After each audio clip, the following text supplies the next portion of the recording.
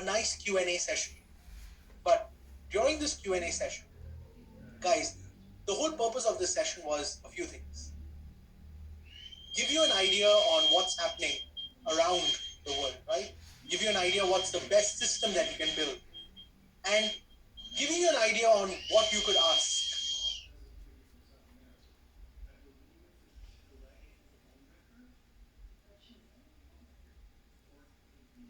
So if you do have questions, right, put them across in the Q&A section. So that would allow us to address, I would get to answer them right now for you, right? Now, in the world of insurance, one of the most important aspects is understanding that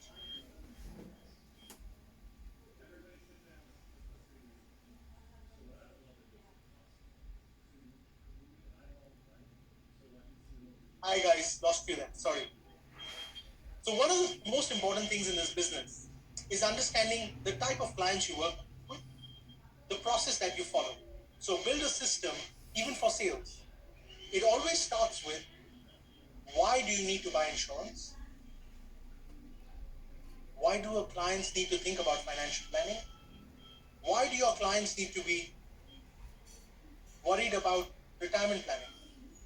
This pandemic actually proved something very important. We all were forced to retire. We all were sitting at home. We all were working from home. And we all were doing things that as if we were already retired. How many of your clients are retired? Think about it.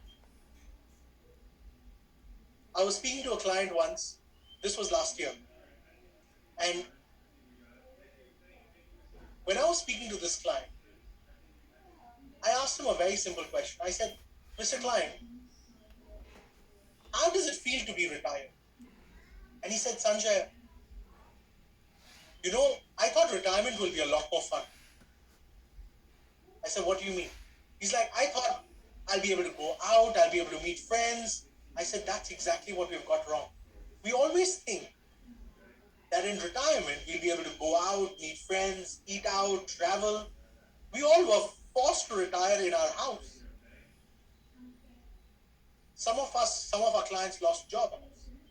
Now, if you lost your job, how comfortable were you to be able to stay by yourself for 6 to 9 months? A lot of my clients lost their jobs. Now, when they lost their job, does their insurance need to stop? When was the last time you spoke to your client and had a conversation about job loss? I had a client, he lost his job, and he called me and he's like, Sanjay, I'm going to have a tough time paying premiums. I was like, I'll find out the right way. Now, the good news is we have some money kept in your policy, right? So there's cash value in your policy. We have the option to use some of that cash value to pay your premium. He's like, I was thinking of canceling it. I said, I want you to answer a very simple question, Mr. Client. You lost your job, right? There is zero income. Now, for the next 6 to 9 months, you'll probably have zero income till you get your next job. Imagine if you actually died. What happens then? There is zero income forever. Insurance is not something you cancel during a crisis. Insurance is something that you maintain through a crisis. You don't want your family to lose it. And I'll give you a very simple presentation to explain that to your clients. Guys, I want you to realize, I keep my presentations very simple. It doesn't matter how big my clients are. My presentation is always 2 to 3 minutes. So, this is a very simple presentation that I do. Everyone talks about the basic necessities of life, right? So they say food, clothing, shelter. Your food, clothing, shelter is the basic necessities of life. But I want you to think about it. There's only one variable that actually decides everything, and that is your income.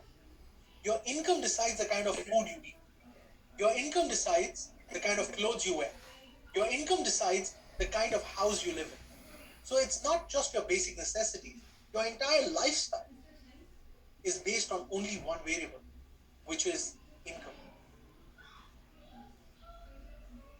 Now today, Mr. Client, You work and you have an income that makes sure you've got the right food, clothing, and shelter. If you stop working, I start working. That's my job. You see, while you are working, everything is great. But the day you stop working, I start working. But there's a limitation on how much I can work. In case you pass away, I can take care of your family for about 10 years, right? Life insurance is equal to about 10 times of your annual income. So in case you pass away, I can take care of your family for about 10 years. In case you fall sick, I can take care of you for about 5 years. Now, if you save 20% of whatever you earn, when you do retire, I work and I give you a pension so that you can continue to live your life. So, Mr. Klein, at the end of the day, it's your income. There's only one variable in the world that protects your entire lifestyle. Today, you work. So that's great. But the day you can't work, I take over and I start. And ladies and gentlemen, a simple presentation like that opens up doors like you can never imagine. So, learning to know when to upsell. So when do you upsell? Let's summarize, right? So when is the right time to upsell? When there's been a change in their income, there's been a change in their profile, their lifestyle. That's when you upsell. When do you cross-sell? When there's been a change in their family, right? They got married, they have children, they get divorced, they've got new dependents. That's when you cross-sell. When do you ask for recommendations? The best time to ask recommendations is after a client has seen your quality of service and they have recognized you for that service. The best people to ask recommendations from are the people you're closest to. The problem is we are scared of even talking to the closest people to us. So I want you all to think about this, that it's always best to get recommendations from the people you're closest to. Your presentation is how you start your conversation. So there are two ways to start a conversation. You can either start it with a presentation, which is what I just gave you. The second is you can start with a question.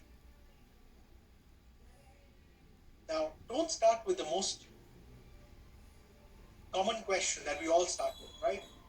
Hi, how are you? And the most common answer you will get is, I'm fine.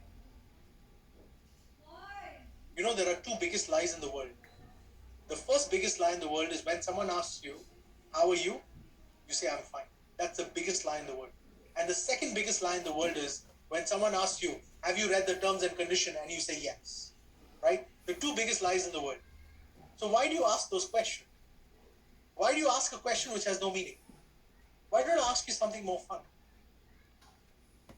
And that is how you start a conversation. Think about it.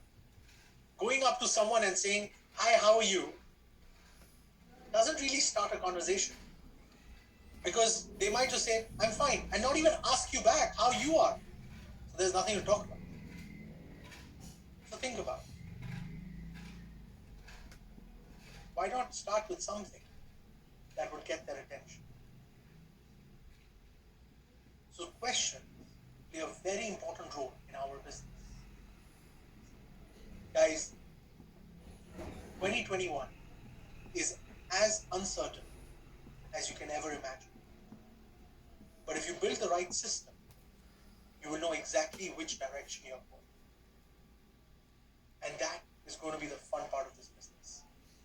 All right, so there are some questions that we have. There's an anonymous attendee who was asked, Sanjay, what is your take on cryptocurrency? All right, my take is quite simple. I don't consider it as an asset class as yet, and for a very simple reason, because governments don't consider it as an asset class.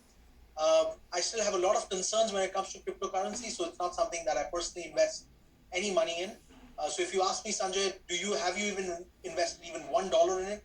The truth is I have not. However, cryptocurrency is not financial planning. So I want to get that very clear to a lot of the clients that I work with.